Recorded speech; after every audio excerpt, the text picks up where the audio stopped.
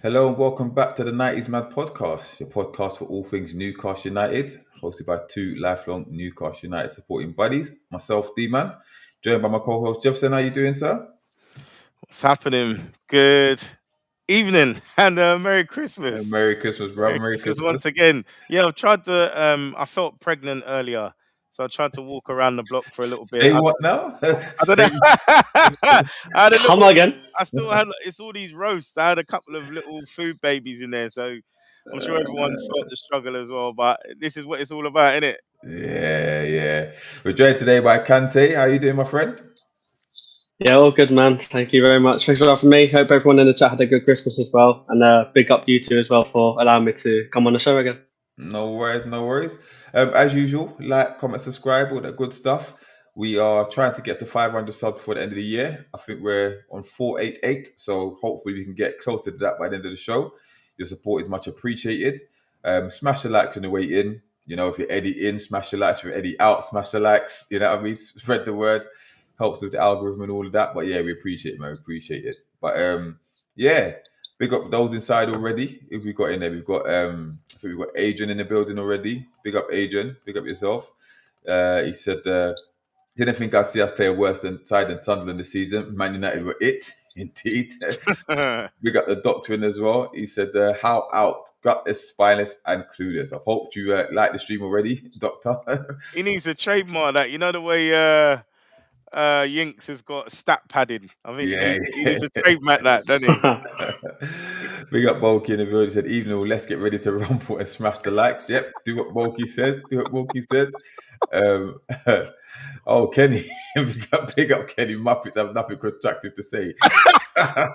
That's a new name for them. That's a big, new up, name for them. big up Kenny. Big up Big Kenny. up, big up. And big up Ginny Est in the building. So big Yeah. up in the chat. Evening, King Cam. Hope you're doing well. But yeah, listen. And we got Lominos in the building. Good to see you boys again. Yeah, it's good to be back, man. Hope you all enjoyed your Christmas. Hope you all enjoyed your Christmas. Had a good time. Hope you got some more time off. Unlike me, I'm back to work on Monday, but still got one more day to rest and that. So big up everyone in the building. But listen, as usual, we're here to review the latest instalment from the depressing chapter of Newcastle United. It seems to be a recurring theme at the moment. Big up William in the building as well. Said, what's up? Big up Connor as Big well. up. Listen, I hope you all like the stream already, you know, because we've got a lot to get through. But now, we travelled to Old Trafford on Boxing Day. Big up to all the travelling Newcastle fans where there was no public transport, no trains about 8 p.m. kickoff. Not ideal, but, you know, the Toon Army was there in full force. Unfortunately, we couldn't get the result for them, but it finished Manchester United 1, Newcastle United 0. Another away day debacle. Gutless, toothless performance. No goals to show for 3 shots on target and 46 spammed crosses in the box. But yeah, we faced the Manchester United team without arguably their best player, most important player, Bruno Fernandes. And then you've got Mbremo and Ahmad out as well. So I patched up Man United, who are not the best. And yeah, we lost 1-0. So Jefferson, quick summary of the game. I'm gonna go as far to say that we flatlined. I think. Remember, I used that analogy last season where I said, we're on that long straight American road in the middle of Arizona or whatever, and we used to have this American muscle car guzzling.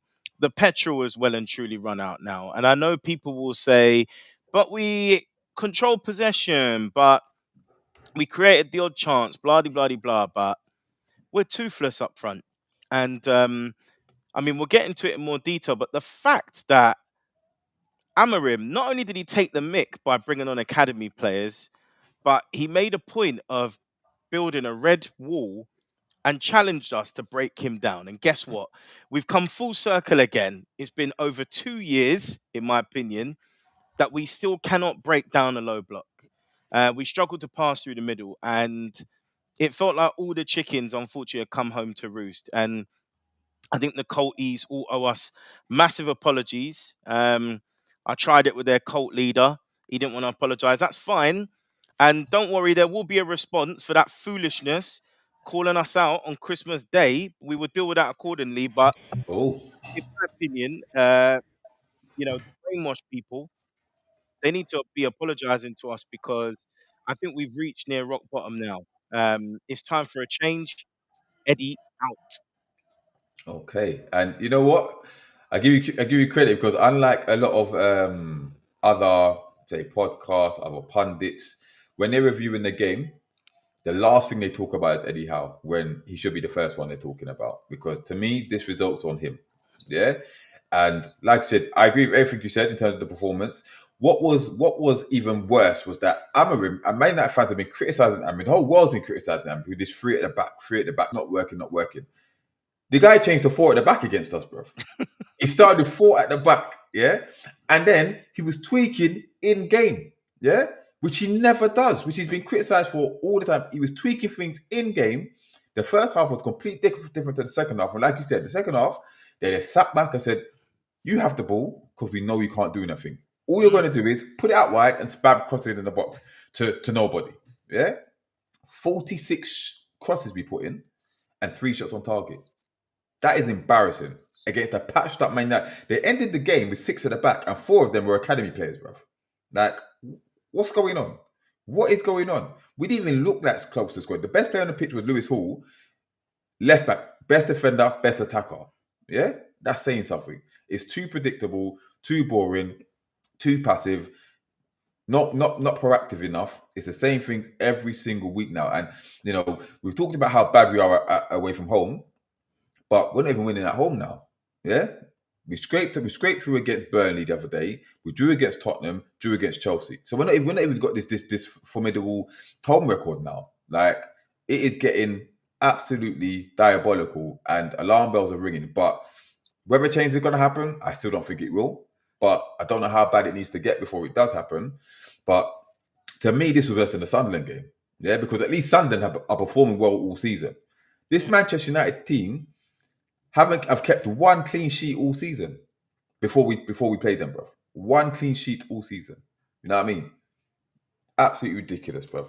Absolutely ridiculous. But Kante, what was your quick thoughts on the game itself? I don't know if you saw it, but what were your thoughts on it? Yeah, I watched the full 90 minutes, unfortunately.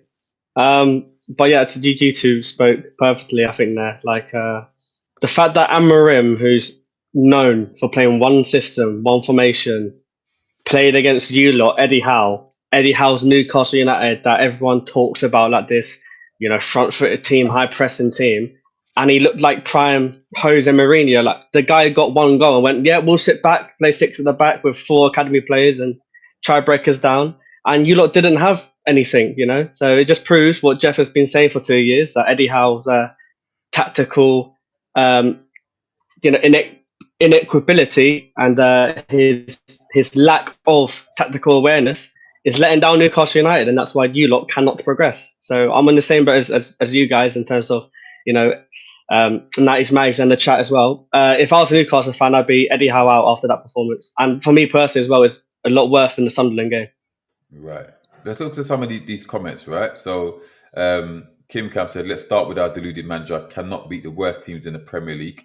And that's a big listen, we've got one win more than the worst team in the Premier League. One away win more than the worst team in the Premier League, and that's Wolves. Yeah? We've got the second worst away record in the Premier League. Yeah? And if that's not enough to get this manager gone, I don't know what will be, bro. Like, how bad does it need to get? Kenny said we should have played West Ham, Fulham on Boxing Day. At least there was transport, indeed.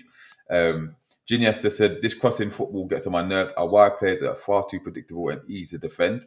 We'll get to that as well, indeed. And Adrian said we were given possession. Yeah, we were. They let us have the ball in that second half, like most teams do. Yeah, because we lack creativity. All we have is athletes. Yeah, energetic athletes. Yeah, 46 crosses, 6 shots. Yeah. Like Doc said, he said he listened to the Toon Review pod with True Geordie. He said he has some inside info that some players are furious with how and things are getting toxic. Well, I could probably name those players. You know what I mean? Like, starting with Bruno and Tonali. Yeah, you know what I mean? Yeah. And Botman, of course, but that's another story. Big up Joey in the building. He said, big up 90's Max. Hope you guys had a great Christmas. Big up. Big up Joey. The Christmas was good, but Newcastle tried to spoil it. But it is what it is, man. It is what it is. Like Connor said, 48 losses on Boxing Day. Historic. I told people we do not do well on Boxing Day, but I've said in the last one, we do not do well on Boxing Day. Yeah, we don't. It's ridiculous. Absolutely ridiculous. And wasn't it a longer turnaround? I think was it from Saturday to Friday or something? I think they said it's the longest turnaround we've had this season so far Yeah. in terms of fixtures. So Eddie had time on the training pitch. Yeah, and we'll get to the lineup in a minute as well. Giniesta said Luke Edwards and Craig Hope aren't even trying to hide their agenda. Hope would rather blame Voldemar, the PAF, Mitchell, or Bellingham than blaming the main culprit. It's true. Facts. It's true. It's true.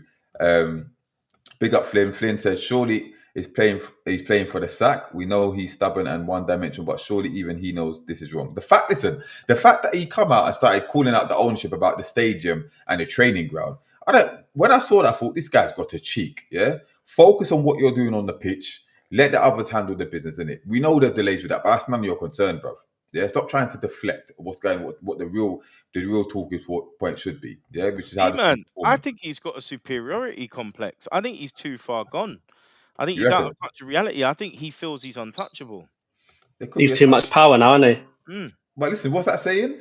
Die a hero or live long enough to become the villain. Yeah? And that's exactly what's happening. That's exactly what's happening. But listen, Kim Cam said he will take us back to Bournemouth. It's obvious.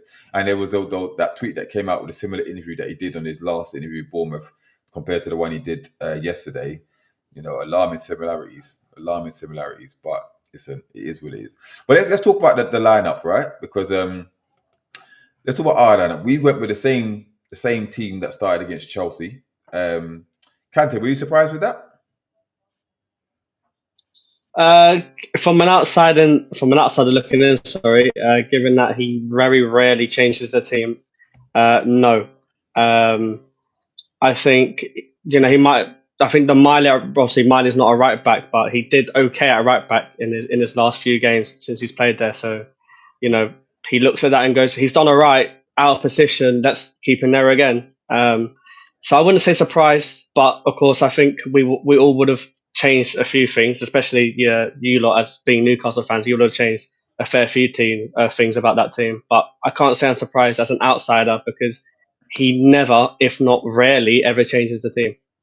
Yeah, I mean, I wasn't surprised that he went with the lineup because he's quite predictable. I would have probably liked to see one or two changes because of the fact that how much effort we put into the Chelsea game. Maybe try Joe Linton in the midfield for this game. You know what I mean? I would have liked to see maybe Visser get a start, but I wasn't surprised that he didn't. What about you, Jefferson? Yeah, I think actually the only thing I was worried about was Pope potentially coming back in. And I was pleasantly surprised. I know some aren't, but to see Ramsdale there. Of course, we know that Cher will be covering for Burn. I think the Ramsey thing is also an interesting one because I think that's the third consecutive lineup he's left Joe Linton out of, and I think Joe Linton's been a go-to person in big games or whenever we've needed a shift or a turn in results.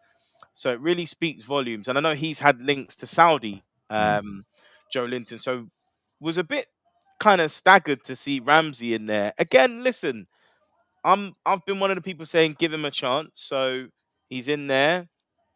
I thought he'd give us energy and legs on Old Trafford being quite a big pitch as well. And then you would estimate that the inevitable swap later on in the game would be Willock because they're very like for like in terms of profile. But listen, to see the likes of Gordon there, we're not surprised. We're not surprised. Yeah. And a penny for Barnes' thoughts. Well, he must be another one that must be fuming with Eddie Howe at the moment because you know what I mean.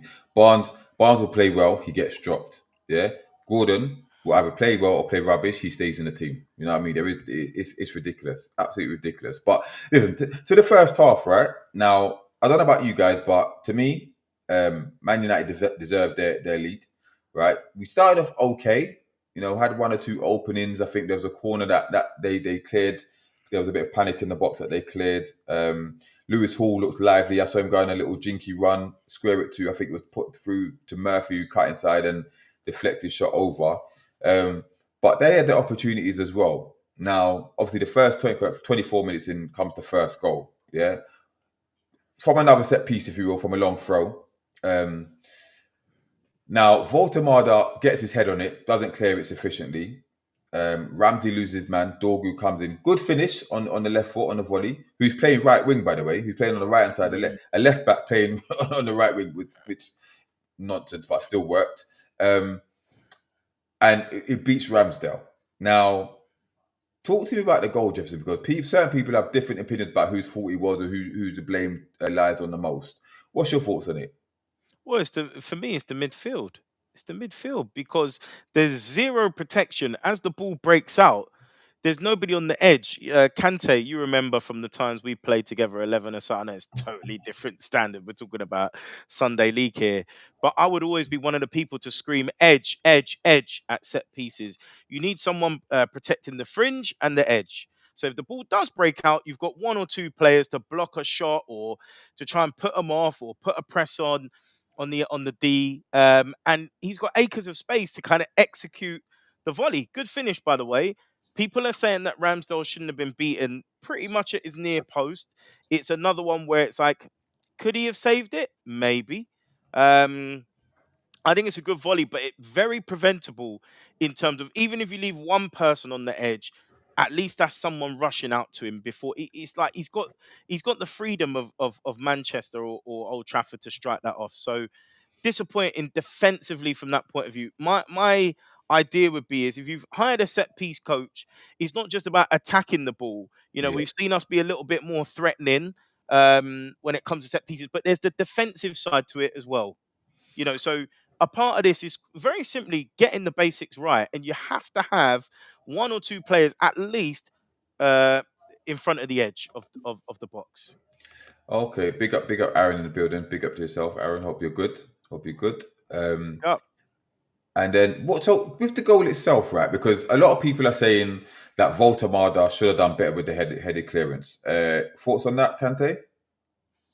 I agree he could have done better, but I think people that are looking at Voltamada's clearance and saying it's on him, that's the reason you conceded the goal, I think is a facade. For me personally, I agree with Jeff, but I wouldn't just say the whole midfield. I'd say everyone in that penalty area, if you're not marking someone, of course, Voltamada's header isn't a good clearance, but at least he's cleared it. Like he's done his job. He's got his head on the ball. He's cleared the ball. Now, what I saw when I watched the goal, don't get me wrong, it's a great finish from Dorgu. He watches the ball and cleans it. Great finish. But I think it was Jacob Ramsey was like literally on him.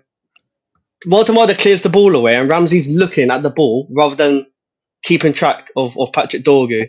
Now, to me, that screams inability to track a runner, and that's basic footballing stuff. Like you don't need to be a good manager, an elite manager to teach people that. It's basic footballing stuff. That for me, that's on Jacob Ramsey. But in terms of defensive side of Newcastle, from that corner kick, no one's getting to that ball. No one's even charging it down. It's quite pathetic defending, to be honest.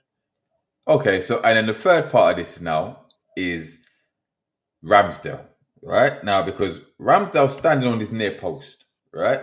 Should he have done better with that? Because listen, Ramsdale hasn't really been at fault for many, if any, of the goals that we've conceded of late. But he's yet to keep a clean sheet, and some of the goals that have gone in arguably are savable. Yeah. So, what's your thoughts on this one, James? Should he have done better with that, with the saving that one? You'd like to think someone of his ability should be able to get a strong enough hand to it to knock it away. Again, it's perfectly executed strike, to be honest with you, and maybe it's caught him out a little bit, but frustrating when you look at it again. It's one of those ones that you would almost expect him to save, but he's been beaten, and I think we have to concentrate more on how has he been able to get the shot off. Essentially, how has he had that amount of time and space? You know, we have to at least give the keeper some protection somewhat as well. Okay, so all right, so we've conceded a goal now. I don't know about you guys, but given the way the season's gone and the stats, they don't lie. When we go a goal down, we never recover. Not able to get a point, right? So, seeing how the game was going, did you have any hope, Jefferson, of us getting back into the game? Well, I think as the stats tell us that when we go behind in the Premier League this season, we've got 0 points. So you just think, well, here we go again. But it's an annoying one because sometimes with these kind of defeats, you often think, you know what, is it better off getting smashed 3 or 4 nil? Because Yeah, essentially you realise, you know what, we weren't the best team on the day, but when you know they're a side that can be got at, for example, Shaw isn't the best defender. Martinez, he's 5'8". yeah. Do you know what I'm saying? It's very, very frustrating. So in some ways, it's kind of like a part of you thinks, well, we could get 1 or 2. I think I went from predicting a 3-2 loss to a draw. I Hmm. thought it would be a draw. So I did think potentially we might get a goal back, but there is that thing how it's been this season. Once we go behind, we're not coming back. All right, but to whether we give him credit or not, the second half was better than the first, right? Because we were creating more opportunities. Now, I think Lewis Hall hit the crossbar. First of all, Sesko hit the crossbar as well, but Lewis Hall hit the crossbar. There was a move where Murphy's put Gordon through and he's flashed it wide. One or two half opportunities other than that. But it seemed to be, like we said in the beginning of the stream, a deliberate ploy from Aberin to sit back and not even press us. Give us the ball, because I think we ended up with 70% of the possession or something like that. Give us the ball and let us break them down, which we failed to do. Right now, are we going to give the team and Eddie Howe credit for the way we reacted in the second half, or is it the case of it couldn't get any worse than the first? I'll start with you, Kante. Um, Realistically, no, because I think partly down to the fact you looked better in the second half was because Man United sat back the whole of the second half. Fair enough, like you attacked quicker, but again, there's less press, so it's bound to happen. And I just think the way Amarim set up his team in the second half was like, well, we know what Newcastle are going to do. They're going to go out wide, cross the ball in the box. If we defend that, they haven't got anything else really. So, it proved to be worth it for Amarim just to sit back the whole game, play a back six.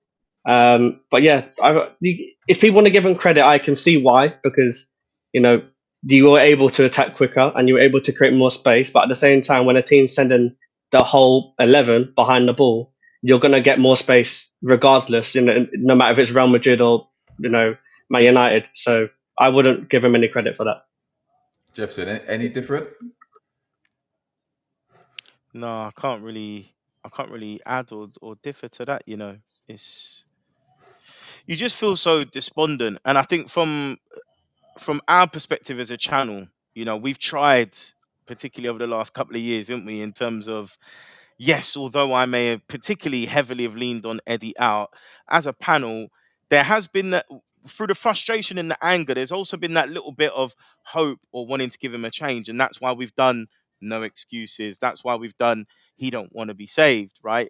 Um, but I feel so despondent at this point. I have no energy to take the Colties on. I mean, not only because we've been proved right anyway, but I really think we've flatlined, like we've crashed, and I don't think anyone in the chat will differ. Like change is ultimately needed now. We've Yeah. literally lost to the single probably worst Manchester United team.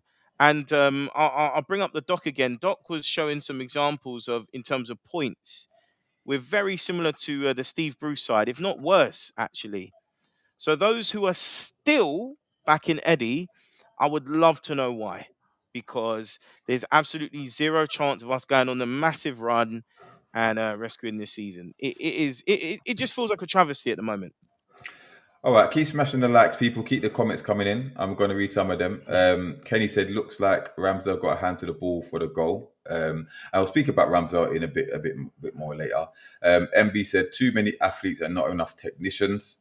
Agreed. Big up, Carl. Carl said, "We are crap. We are a crap team with a crap ball-headed manager that has only one formation and only one side of play and 70-minute subs. It's painful to watch." Mm. Indeed, indeed. Just out of interest, has anyone actually started putting on money on when Eddie makes his subs? Because it's going to be 60, 65, or 70 on Yeah, repeat. On yeah. repeat. predictable subs at that, but we'll talk to about that as well. Big up Bulky said, if we get to 500 subscribers by the end of the game, I will personally, end of the stream, I will personally give someone a selection box and a set of Newcastle beer mats. Come on, guys. Well, you heard it from Bulky. Wow. Yeah. Big up Bulky.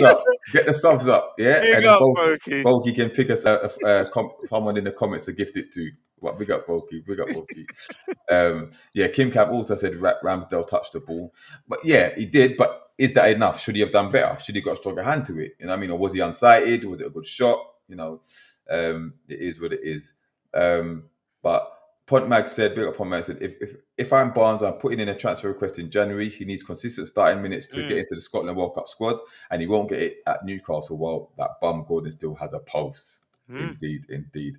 Listen, that second half to me, it was an improvement on the first, but it had to be, because we were chasing the goal now. But the frustrating thing for me was, again, the predictable subs. You know, he does like for like every time.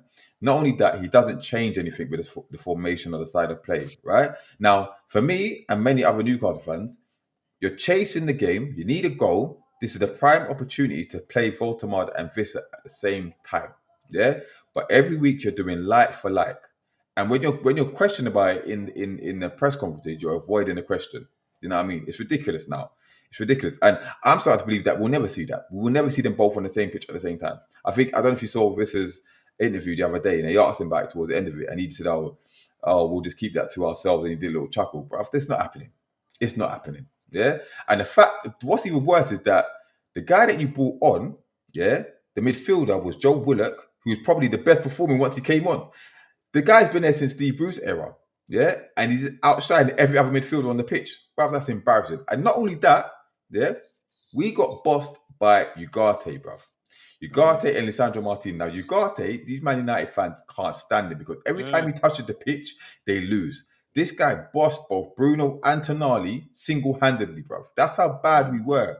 That's how bad we were yesterday, If that's not it, listen, it's ridiculous. It's absolutely ridiculous. But let's read some more of these comments. Big up Irish Assassin. He said, I've watched so many different Newcastle channels in the last 24 hours. Why are all of them saying the same thing? Eddie has lost the plot and the players, can they all be wrong? Well, this is it.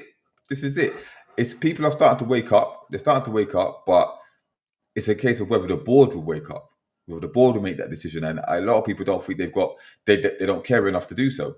They don't care enough to do so. Obviously, still got the contingent of people that are happy with what Eddie Howe's achieved and think he can turn it around. My thing is, listen, kudos to what he's done, what he's achieved to this point, but on what evidence do you see of him actually turning things around when he's trying the same things week in, week out, and it's not working? It's not working. He should have been back before. The season's done, in my opinion. I think the season's done. I think it's going to be very difficult to acquire the kind of manager we want mid-season now because they've left it too late. You know, they've left it too late. So, and by the way, anyone that's jumping over the fence now saying, yeah, Eddie out. Nah, we see you. Too late. No, people can change their mind. No, people can change. That's on you. If you don't accept them, I've been on this train for time. No, that's fine. But last minute people are entitled to change their mind. They need to be quiet. They need to be quiet. No, they don't. The brainwashed ones need to be quiet. No, because they're sure they're not brainwashed. People can change their mind. People can change their mind. No. If you don't want to accept them, that's you. Don't blame them on 90's Max, bro. Listen, you're all welcome. If you change your mind, that's fine. Innit? People entitled to change their mind. You know, it takes longer for others to get there. Listen, I won't agree with you like some time ago. I've changed my mind. I'm entitled to change my mind. But I'm not saying. I'm saying at least you've been critical. Do you get me? Like, you've been realistic. But there's some that they've been like on completely the other side and been like, oh yeah, like Eddie out now. It's like, no. You pick your side. You stick to it. See the car crash. Be careful, Jeff, man. You want to get 500 subscribers, man. You might drive them all away, you know. Just no, the thing is, we're always going to be authentic. And I think that's why those that have been here, coming here, they want us still here because they know that we talk real. So even the people that are shook, because they're shook of losing something or some kind of affiliation to the club, we ain't going on like that. We don't have to worry about all them things. We call it as we see it. Yeah, man. I ain't Shots playing. fired. Yeah. They don't want to be saved. Yeah. Let's do some of these comments. All right. Listen, before we get to the comments now. All right. So listen, End of the day, we lost the game against a weaker Man United team. Dorgu was Man United's player of the match. Lewis was our player of the match. Let's be honest, we didn't really deserve anything out of the game, considering the opposition that we were up against, right? So that's one away win all season, right? And I think it's 2 wins in the last 263 days or some stupidness like that, right? So we're languishing in 13th in the league. Like you and the doc mentioned, we're on course to basically a similar finish to the Sea Bruce era of 45, 46 points if things continue, right? Now, I was on a pod the other day, yesterday, and someone said they still think we're going to win the next 5 games, league games in a row, yeah? Which is, I think, Burnley, Palace, Villa, Leeds, and someone else, maybe Fulham, I don't know, right? Now, Kante, where do you think, yeah, we're on like 20, is it 23 points we're on, 22, 23, something like that? 23 points, yeah? We're in 13th. Where do you think Newcastle will finish? From the outside looking in, where do you think Newcastle will finish? Assuming Eddie Howe stays. Yeah, I think if Eddie Howe stays, I mean, I said at the start of the season, and Jeff gave me a lot of stick for it at the time, but I think I said 10th or 11th for you lot before the window opened, and I'm gonna stick with that. I'm gonna say 11th. I look at your team and I go, you've got a good squad, but what's the point of having a good squad if you're not gonna use half the squad? Like, he's using the same 15, 16 players every game. So people like let's say, for example, at the start of the season, Ramsey weren't playing. People like him, like, there's still people in the squad that will be on the bench. They know they'll never get a game, but they won't get loaned out. They won't get sold, because it's like he's not hoping for an injury. But if an injury happens, then he go, right, I'll turn to that player. If he's crap, I told you he's crap. Not good enough for us. So that's why I said 11th or 10th at the start of the season. So I'm going to stick with 11th for now. Okay. Just looking at this comment from Juniesta, he said Mitchell wanted John Garcia, but Howe was hell-bent on Trafford or an English keeper, right? So let's talk about the keeper situation, because Pope is back in the squad, right? Ramsdale's been his replacement over the last, 5 or 6 weeks now. Now, given the way Ramsdale's performed, are you happy for him to continue, or do you think it's time to go back to Pope? Listen, we both know that they're both not good enough, but Pope is a better shot stopper. He's probably more commanding in his box. But we know what Ramsdale brings with his distribution with his feet, his confidence with the back line that brings or whatever. What's your opinion? Who do you want to go first? Sorry. Me? I think it's kind of like stripping off a plaster, isn't it? I think if we go back to Pope, I feel we're going backwards, because it's tried, tested. But we know I feel like Pope's kind of cooked, because he'll do the basics in terms of commanding his box, collecting the ball at times. He is better at crosses, but he's got a habit of punching it at the moment. We saw it twice against West Ham and it costed us. It got to the point where Pope being in the team was harming the team. So we've got to go back and think about why we made that decision to drop him. I don't care about the injury. They said he was dropped. Now, Ramsdale does bring some pros, particularly from more of an attacking sense, but also some cons. What I do think is, through that, the bits of kind of untidiness from having Ramsdale is it will get us used to having a ball playing centre back. So when we do upgrade, we're kind of molded to it. Whereas if we go back to a kind of different kind of keeper like Pope, it's then going to be difficult to reintroduce another goalkeeper, because I feel like we will upgrade, whether it's January, probably in the summer. So to that end, I think we persist with Ramsdale until we can get an upgrade in. Okay. I mean, yeah, I think Ramsdale, he doesn't, give me the most confidence in terms of his shot stopping, but the build up from the back, his distribution, and he like I said, he hasn't cost us goals and points, which Pope was doing week in, week out, before we get injured. So I would probably persevere with Ramsdale, but I don't think it's going to be long before we see Pope back in that team. Yeah. Kim Cam said he's going back to his friend Pope. William said Pope or Ramsdale is like asking, would you rather get stabbed from the left or the right?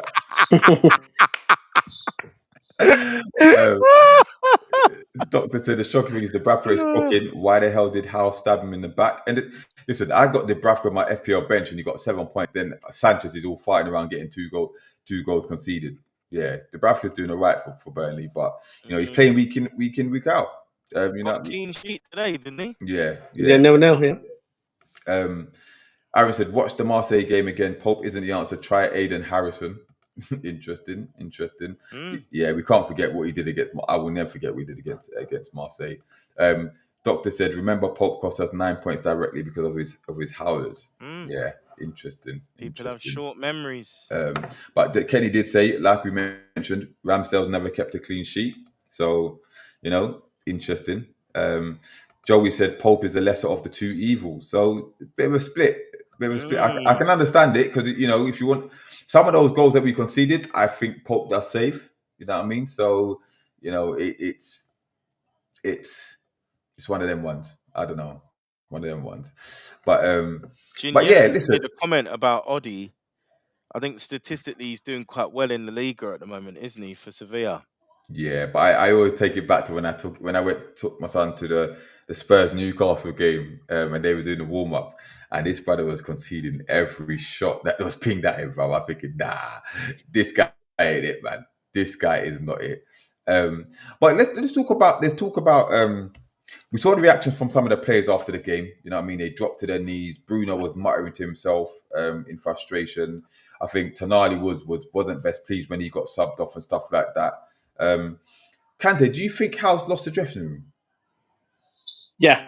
And I think if people that watch the game on Sky Sports especially stayed, because normally some people, the game finishes, final whistle goes, they leave. But what I like to do, I like to stay, listen to the managers. And before that happens, they film players' reaction to the game. And as you said, D-Man, like Bruno was muttering to himself. But what was really, staggering for me to look at was that every time Bruno was caught speaking, he was looking directly in Eddie Howe's direction and almost like muttering to himself. And then he'd look away, clap the fans, and just stare there. So I think he has lost the dressing room. And, you see players like Tonali, who no doubt is a world-class player, is getting taken off near enough every single game and looking frustrated. If you're having a bad game, you get taken off. It's fine. But, he effectively, if he's on it, he's one of your most effective players, and he wasn't on it against United. But yes, especially your captain. If your captain is unhappy with your manager, then it's time to go. So Eddie tried to throw him under the bus the other day when Bruno. Yeah, exactly. So that dressing room was gone a long time ago. I think even before this season, it was gone. It was a lot less seen. Last season. I think this season you're starting to see the cracks. Like the only thing that's saving Howe really, and I don't say this in terms of like I'd keep him in the job. I'm just saying the only thing that I look at and I go, why is he still here? Is how you're doing in the Champions League. That's the only thing I see.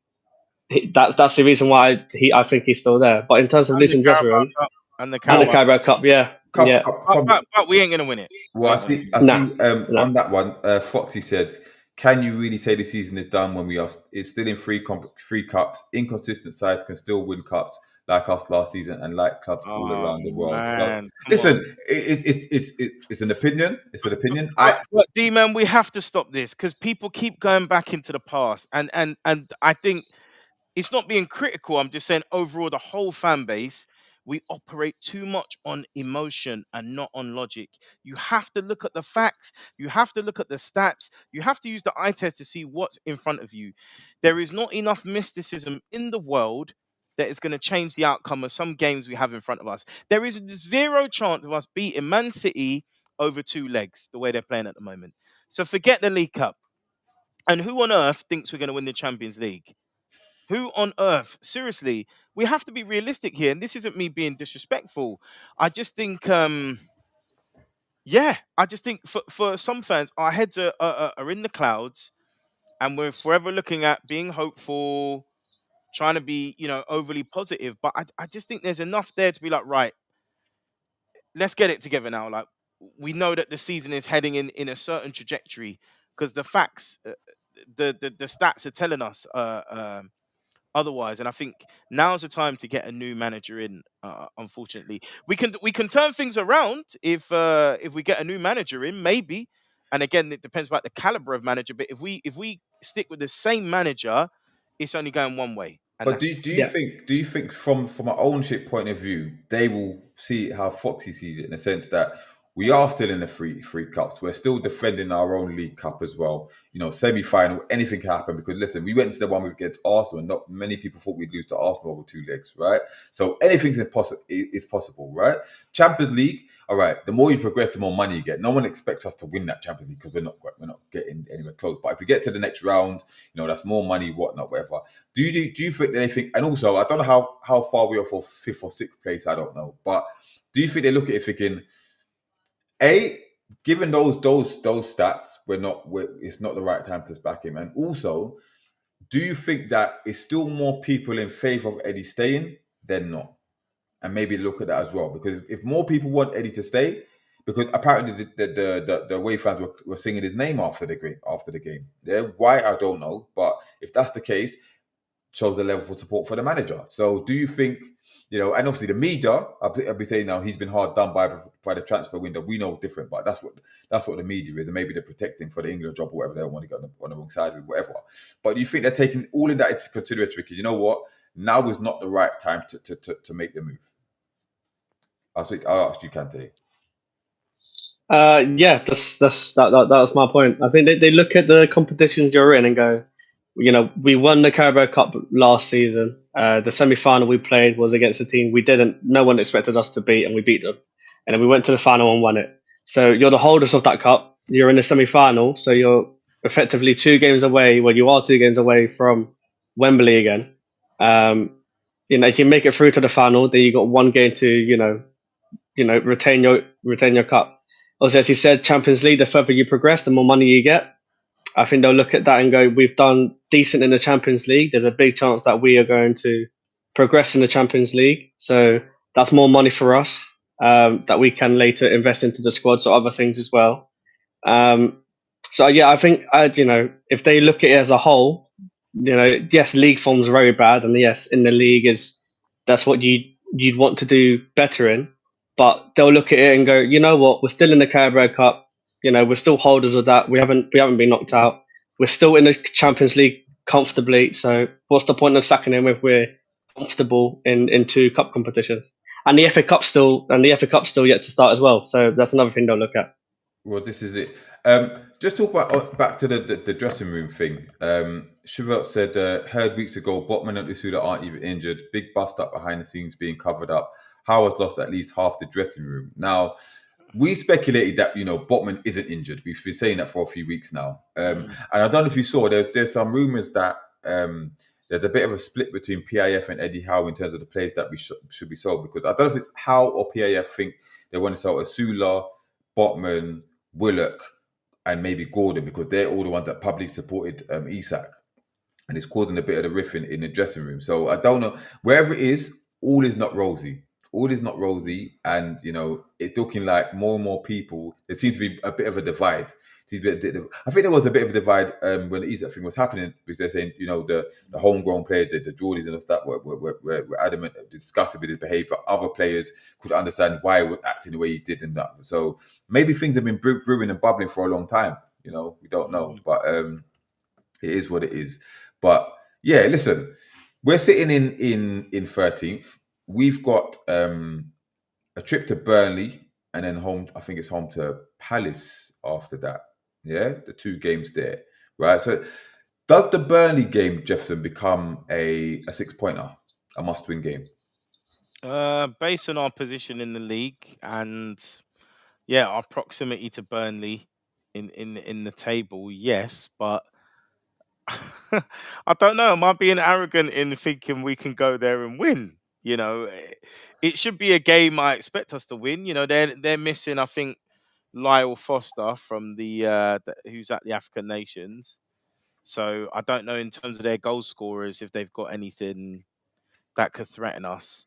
But the last thing I want to see is a draw or a loss. So I think these are the games I think we should be winning with our eyes closed, to be honest with you. Yeah, it's a tricky one. It's a tricky one. But listen, there's 59 of you guys in the chat. I think we've got like 24 likes, so it'd be appreciated if you all can like the stream. Whether you're edit in, edit out, like the stream, leave your comments and all that, help the channel grow. Like I said, we're trying to get to 500 subs. Let's talk to some more of these comments. Doctor said Man City will smash us. It'll be interesting for those in the chat. Do you think we've got a chance, or do you think we will proceed against Manchester City? Because we've got the home leg coming up. In fact, I'm going to the home leg. I'm going to the Palace game as well, and I'm going to the FA Cup game as well. So I'm going to be a busy guy up in Newcastle. Bro, when you gonna hook up my man with a ticket? When you gonna Damn. hook me up, bro? Are you remember? You see all these links, bro. But it's not even links, bro. I'm just getting lucky in the ballot, bro. I'm getting lucky in the ballot. That's all it is, bro. Hook me up. Come That's on. what it is. Aaron said Bruno gets it. He knows the frustration of the fans. Why doesn't the manager and the other players? Absolutely pathetic from all involved. Interesting. Because I see some people questioning Bruno as captain. He's not the right guy to G up the players and stuff like that. But the guy cares, man. He does care. And he's having a good season, to his credit. Yeah. MB said, even if we beat City at home, we'll just get thumped at the Etihad. So that answers my question. You don't think there's a chance of us qualifying? Interesting. And then Man City played their Z team last round, Trafford in goal. Yeah, maybe they might do the same, considering they're going for the league. But even then, that team that they put out in the last round is probably good enough to beat us anyway. King Cam said, if you want to live in the past, forget Europe, mid-table team. Interesting. Lyot said, our fans have no standards or ambition. Interesting. Yeah. Pomp Mags, $750 million spent, and we're essentially a fluky cup team. It's not good enough. It's not. Do you think, Kante? Do you think Newcastle are going to make any transfers in the January transfer window? I don't know, because I from an outsider looking in, I could comfortably say that you lot do need a few more players. But in terms of if I had to put my Maggie shirt on and became a Newcastle fan for the day and was, aware of the actual situation at the Mags, I'd probably say you're not going to sign anyone because it just looks like Eddie Howe is comfortable with the squad he's using at the moment. Now, I think if you had more injuries and obviously there was more players going to AFCON, then you would. But it's just like it's the whole rotation. He's using the same 16 players. To me, that's not someone that's going, sign more players for me. That's like, I'm going to use my team of the players that I want here, and everyone else can go leave. So I don't think you will sign anyone. Jefferson, we're going to give him credit for the youngsters that he had on the bench yesterday.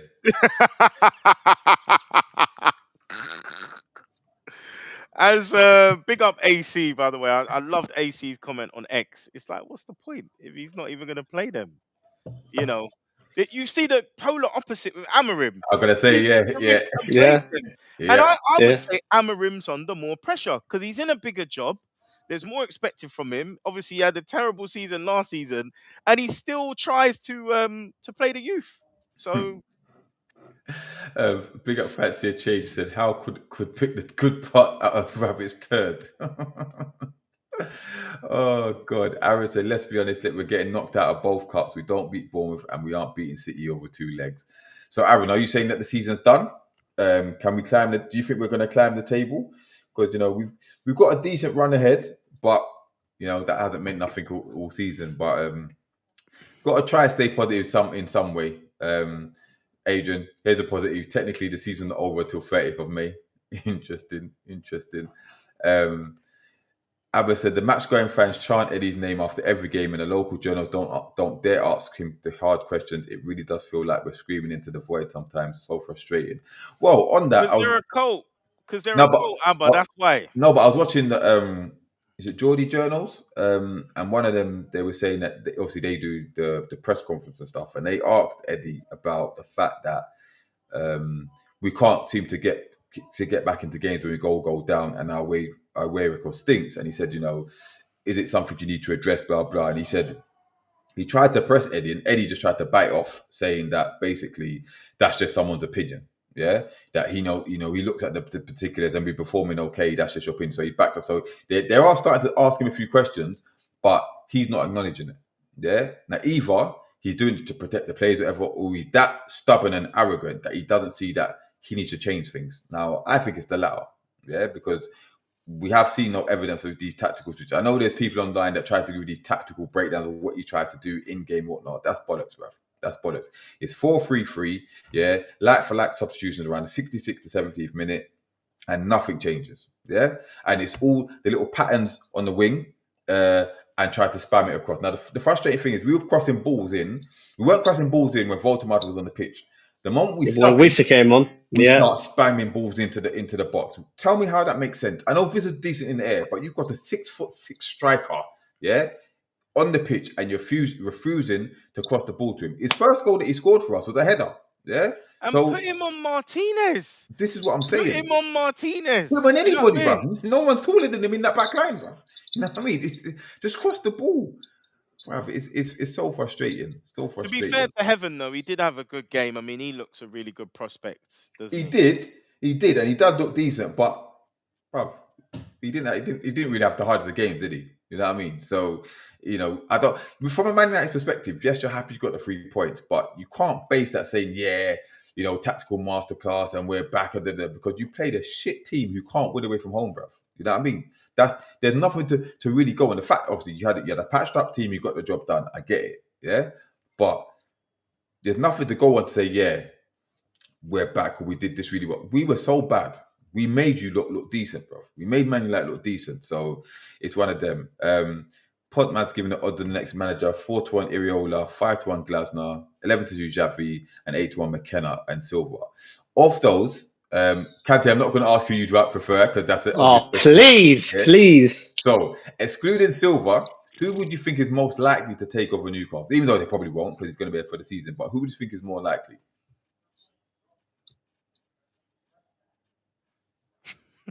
He's loving So you asking me or Jeff? you. Sorry, no, I was just zoned in on Marco leaving. My bad. Now, I'd probably say Iriola.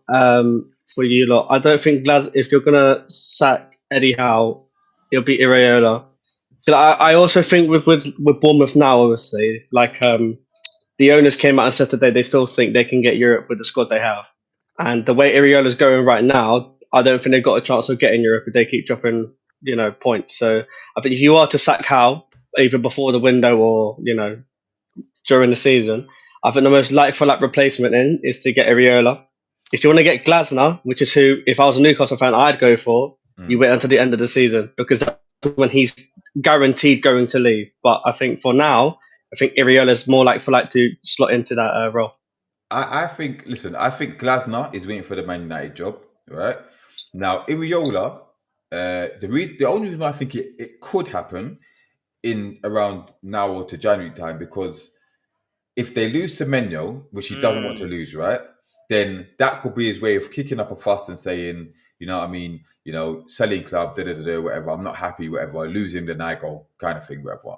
Now, you have to. I like Iriola. He came to us and he scored us last season, right? But Bournemouth are floundering, bruv. They haven't won it in something like 10 or 12 games, or whatever it is, right? Or they won 1 in 10 or 12 games, right? No win in the last 9 or something like that, right? So they are sinking, right? And also, is he good with possession football? Yeah. This is what the questions will be, because I've seen someone in chat saying, where is it? That Iriola is not any better than Iriola is not any better than Eddie. In fact, he's worse. They are shite, right? So, but were we saying that last season? What is it like? I said, Iriola is not an. He said he's not an upgrade on Howe. So listen, it's not as clear cut as some people think. He is. I think he is, because right now Eddie is arguably average / below average, and I think if we look back at Iriola, obviously I think a lot of attention was brought to him because of the job he did at Rayo Vallecano. And I think most people that watch the Spanish league will know that Rayo Vallecano previously were kind of a bit more yo-yo, closer to the bottom 6, and it was Iriola that made them into a more established mid-table team. And I think one of the big victories he got was against Barcelona, which is massive. He then comes to the Premier League, and we saw the job that Gary O'Neill did at Bournemouth. If everybody remembers, everyone was like, oh man, it's so harsh, he's been sacked, he's done such a good job, right? And they had players like Kiefer Moore up front. Now, it was Iriola that transformed them into a more possession-based side. They played entertaining football. Now, yes, eventually they finished mid-table. They lost a bit of steam. as did Brentford. If you remember, they were sort of bubbling, same as Brighton.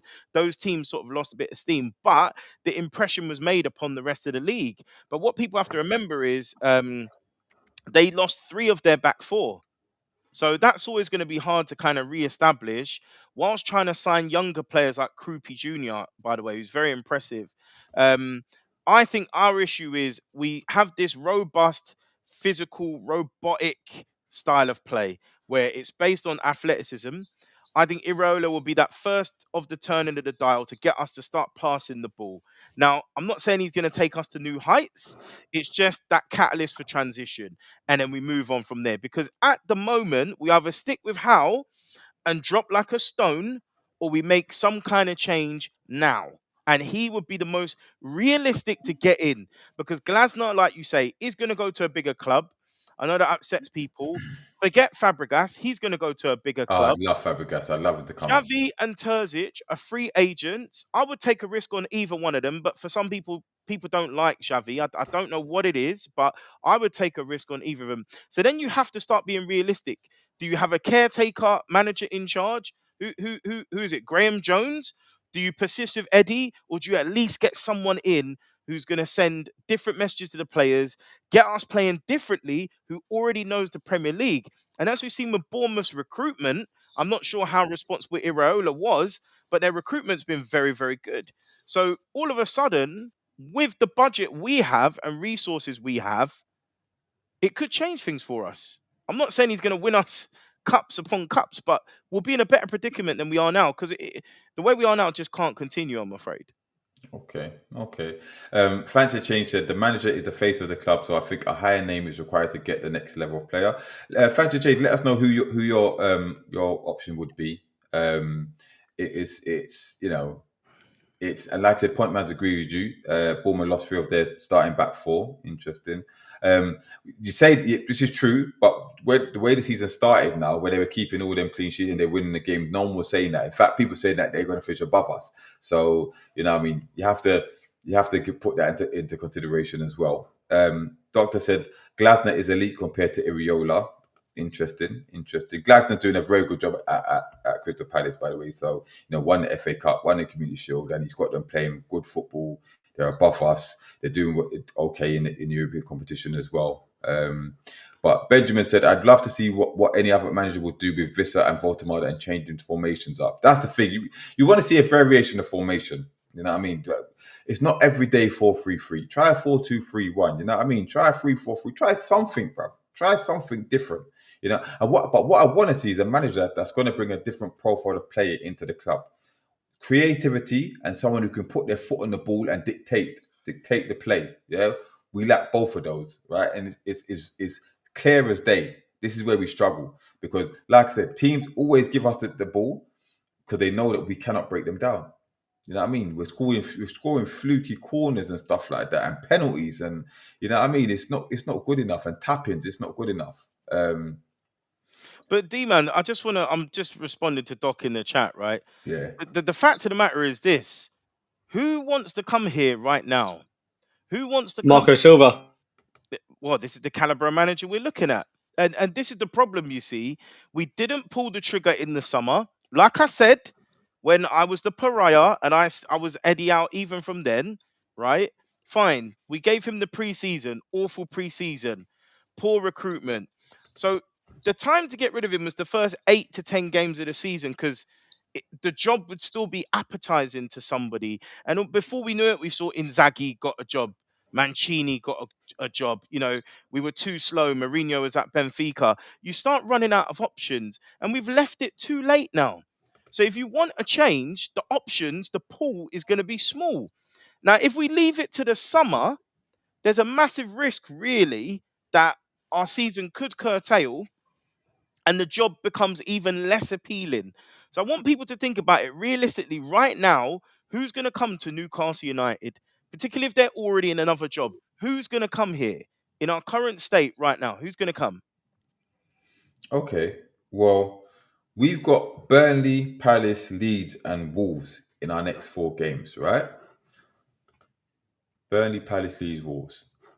How many points are we getting from those games?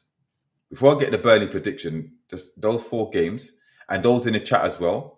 Burnley, Palace, Leeds, Wolves. 4 games. How much are we getting from those four realistically? Yeah. Now Burnley's away. Palace is at home. Leeds is at home. Wolves is away. Yeah. How many points are we getting? I'll start with you, Kante. 5, I think. What? 5 from 5. 4 games. Yeah. Sack him. Sack him. If we get 5 points from those 4 games, sack him. Yeah? Sack him. He has to be sacked. He has to Well, be you're sacked. including the Bournemouth FA Cup game, No.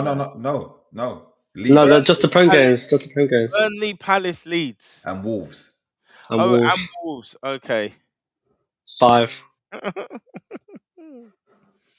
I be real. I see you lot beating Burnley. Where Burnley away, I don't see you lot beating Burnley. I think that's a point. Yeah. Palace will lose. In Leeds, you'll win. Wolves, you'll win. Sorry, Wolves, you'll draw, I think.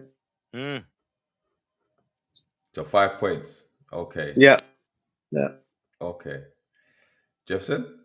I'm gonna go 7. So beat Burnley, lose to Palace, beat Leeds at home, and draw with Wolves away. I can see Wolves being one of those frustrating games again where it's like, yeah, it's Wolves, we should be beating them, and we draw 1-1 or 2-2 or something. Okay. Genius has said 9 to 12. We will lose to Palace. Kenny says 12 points. Wow. Okay. I reckon Burnley, I honestly think we draw that game. Yeah, so that's 1 point. Palace, I think we will beat Palace. So that's 4 points. Leeds at home, I think we beat them. So that's that 3, 6, 7. Wolves away, draw. So 8 points. 8 points. Yeah. I dare us to give Wolves their first win of the season. If Wolves let me change that though. If Wolves let me change that. If we get to that Wolves game, yeah, and they haven't won a game, they will beat us. They're gonna beat us 1-0. Yeah. I tell you that for free, bro. If we get to that game and Wolves have not won a game, remember, I'm saying that we're gonna draw with Burnley, so that's another away game we haven't won. Yeah, if we go to Wolves, yeah, and they haven't won a game, they're gonna beat us, bro. Liverpool were holding on against them today, by the way. Yeah, so Arsenal scraped through past them, so they started to put in their little few performances, bro. Yeah. But the thing is with Wolves, though, the whole season they've been playing all right. It's just results have gone against them. Like, if you look at the whole course of the season, they've actually played okay. Right. So odds on my man, what's his name? Calvert-Lewin scoring against us. And if Eddie's still there and it's January, him trying to make a quick bid for him, I don't listen. I thought we'd done with that ghost of Calvert-Lewin, bruv. Please, allow it. Yeah, because we know he's playing for a World Cup place, isn't it? That's what we do, bruv. Yeah. He's on the plane, mate. He's on the plane. Flynn Records will get 7 points. Interesting. That's what I thought. Doctor said Leeds are doing well, by the way. They beat Chelsea recently. Yeah, they did, but that was at Ellen Road. This is at St. James's Park. So we cannot be dropping points to Leeds. I'm sorry. We can't. Adrian said we've got the softest run coming up. We have, but do you trust us to get maximum points from them? Because I don't. Someone said today, which I don't know if they're joking, Newcastle won 17 of the last 20 games. No, they're not. Listen, they're trolling, bro. They're smoking something because, Irish. Kenny's gone for 10 points. Kim Cam, we will make sure Wolves win their first game. See, I'm telling you, it's not. Aaron said 5 to 6 points. You know what I mean? So it's interesting. But let's be honest. We still have to go to the Etihad, yeah, the Emirates, Stamford Bridge, yeah, the Tottenham Stadium, and Anfield, yeah. We have to go to all those grounds, yeah. That's 5 of those. The way games are running out, bruv, yeah, and that's 5 where we're not going. Bar Tottenham, maybe, yeah, we're not going to get a single point from the Etihad, Anfield, Emirates, or Stamford Bridge. We're not. Because we never do, yeah. We never do, right? So that's 4 already. Yeah. How many more away games? We're halfway through the season. Yeah. So we've got what? 9 more away games? Something Yeah. like that. Yeah. So 4 of them you can write off already. Yeah. Then you're looking at the likes of Fulham. We that can be hit or miss. Yeah. Palace. We never beat Palace at the Sellers Park. Yeah. So that's what, 6 already. Yeah, 6 of 9. And I've said we're going to lose to Wolves. I said we're going to draw to Burnley. Yeah, that's 8. So that's 1 more. Where is this away win coming from, bro? Fulham away. Fulham away. No, but who's the one that I'm missing? I don't know who the one that I'm missing. But Fulham away. Fulham away. No, Kante. What are you smoking, brother? Kante. Don't give me that, bruv, because you've only beat us last season. Before that, we were whacking you lot, yeah? Yeah, where are you? Where are you in the league, though? Where are you in the league? No. Where are you in the league? We got a good. Yeah, record. humble yourself. No. 3 points above you, brother.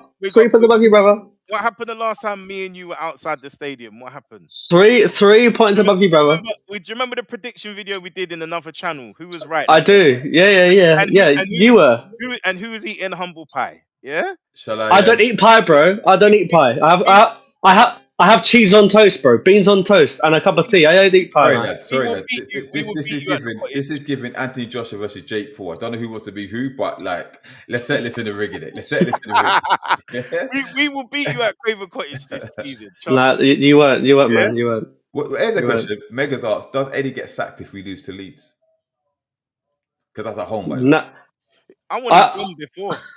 Yeah, I think, if you don't, I reckon the thing will get into. I think he gets sacked if you lot lose to Burnley.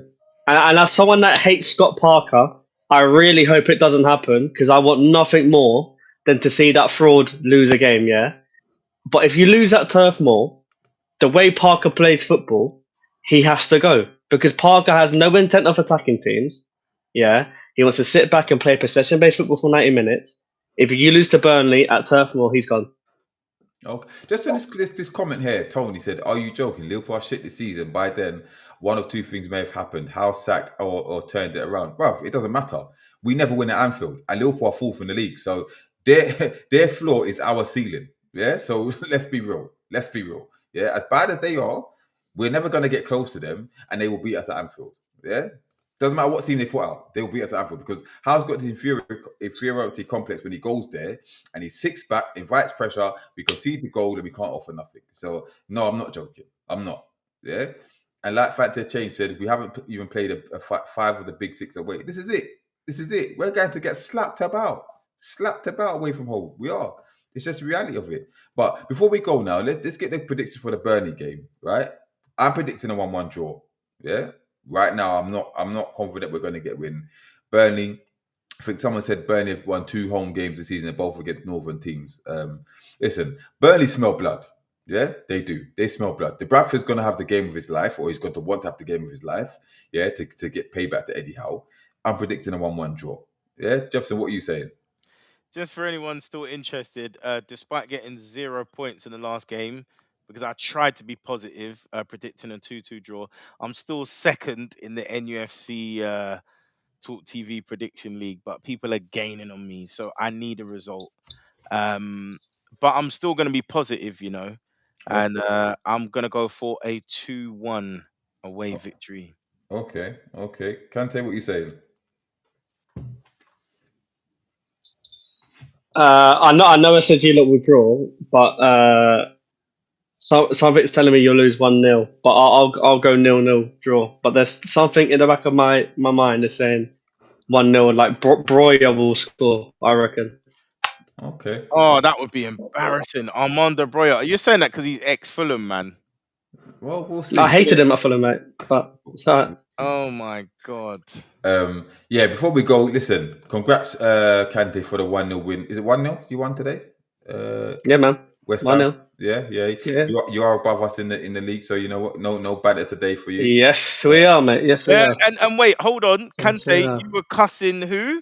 Who have you been cussing? Bruv, we've got 2 minutes. Get this done. And I was picking up, yeah? Harry Wilson. Who got the assist today? Yeah, Harry Wilson. That's fine. Right, okay. Jeff. Okay. You can keep talking. My team's top 10. Your team's 13th. Relax yourself, boy. Yeah. All right. Chill out, man. Right. because I'm always Chill right. out, man. Chill out, man. What is it? I Chill out, thought you man. wanted Silver gone because you're at risk of relegation.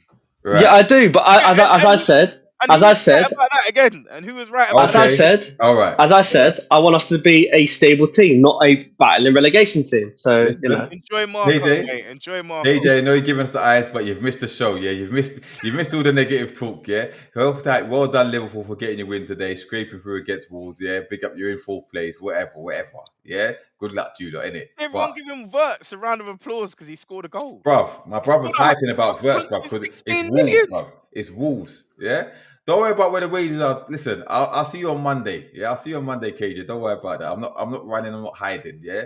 But big up the catch up anyway. Big up the catch up. But listen, we're gonna leave it there. Thank you for all those in the chat. Slap a like on your way out if you haven't done so already. And you know, share with your people. Like I said, we're trying to get to 500 subs before the end of the year. I'm not sure how many we're on now, but you know, your support is much appreciated. We will be back for the quick match reaction after the Burnley game on the 30th. So look out for that one. Probably at a slight earlier time. I'm not sure what time I'm going to be recording. But yeah, listen, Kante, thank you for joining, my friend. Been a pleasure having you as usual. Hope you enjoyed the show. But yeah, your support is much appreciated. But yeah, listen, enjoy the rest of your Christmas, you know, your Christmas holidays and the weekend as well, the rest of the weekend. But until next time, we're out. Peace. Peace.